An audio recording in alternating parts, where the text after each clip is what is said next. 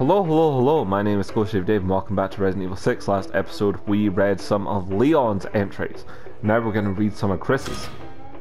Chris Redfield. Chris Redfield is a 39-year-old BSAA operative, but he looks at least, well, doesn't look a day over 25. 30 maybe. Maybe 35. Working in its North American branch, he was the leader of Alpha Team until he suffered post-traumatic amnesia, yeah he did, and wound up a belligerent drunk rude in the underbelly of Eastern Europe. Around this time, a biohazard outbreak in China shocks the world. Piers Nevins, great guy, his teammate on Alpha, finds Chris and convinces him to resume his leadership role in the BSAA. Despite his memory loss, Chris retains the fortitude and leadership skills that make him one of the BSAA's top agents. Because he's fucking Chris Redfield. Oh, pardon me. The BSAA, in the wake of the Umbrella Corporation's dissolution in 2003, many other pharmaceutical companies saw their bioorganic weapons research enter the black market. Whether in the hands of organized crime or terrorists, bioweapons were destroying lives around the world. In response to voices calling for action to be taken, the Global Pharmaceutical Consortium formed the Anti-Terrorist Task Force known as the Bioterrorism Security Assessment Alliance, or BSAA. Initially, the BSAA was just a civilian organization with only advisory status.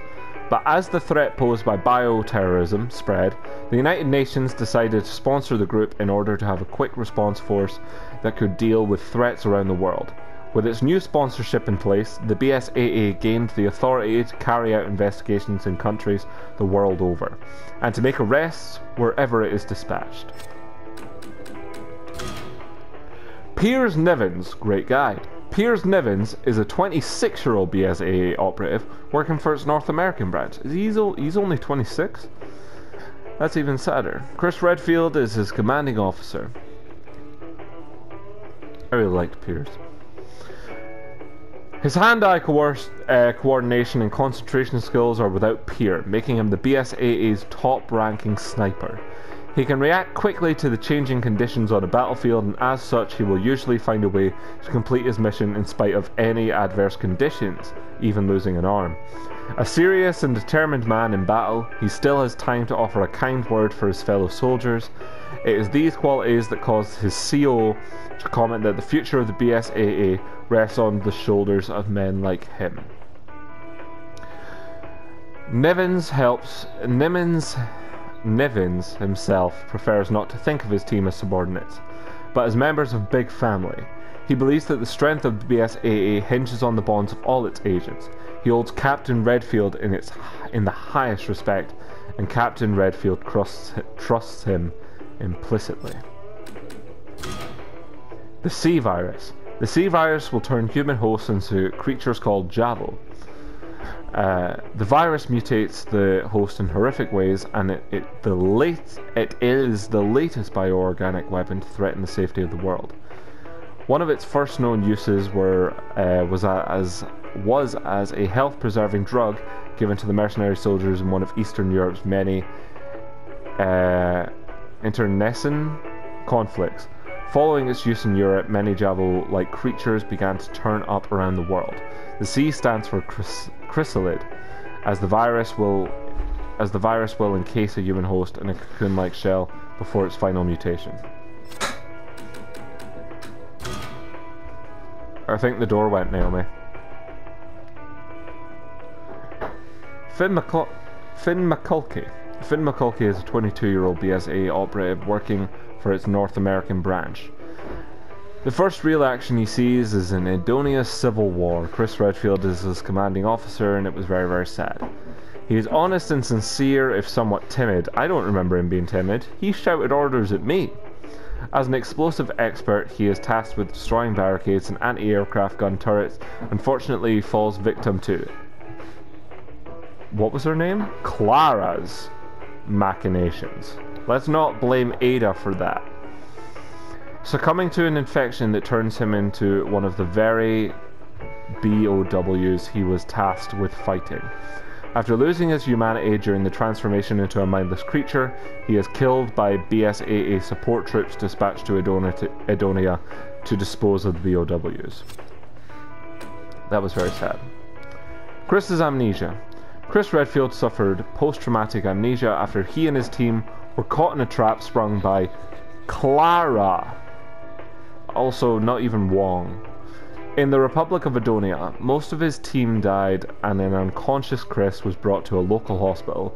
Upon waking up, Chris had no recollection of who he was or what had occurred, but his mind was racked by an overwhelming and inexplicable guilt. Chris determined to run away, and he left the hospital before anyone could check in on him, until Piers Nivens and the BSA found him. Chris lived as a moody, violent drunk, rude, hoping that he could numb himself to the pain of what happened that fateful day. Chris and Leon. Chris Redfield and Leon Kennedy work for two different organizations and have no reason to interact with each other, but they do share one connection: Chris's sister Claire. Following the mansion incident in 1998, Chris set out for Europe on his own, determined to bring down Umbrella before he left. He neglected to inform Claire as to his whereabouts, so she came to Raccoon City to find him. There she met Leon, and together they fought their way out of the horrors of Raccoon City. Claire was then reunited with Chris on Rockfort Island. She loves and respects her brother, but she considers Leon a trusted friend. With Claire as a mutual contact, it would only be a matter of time before the two met.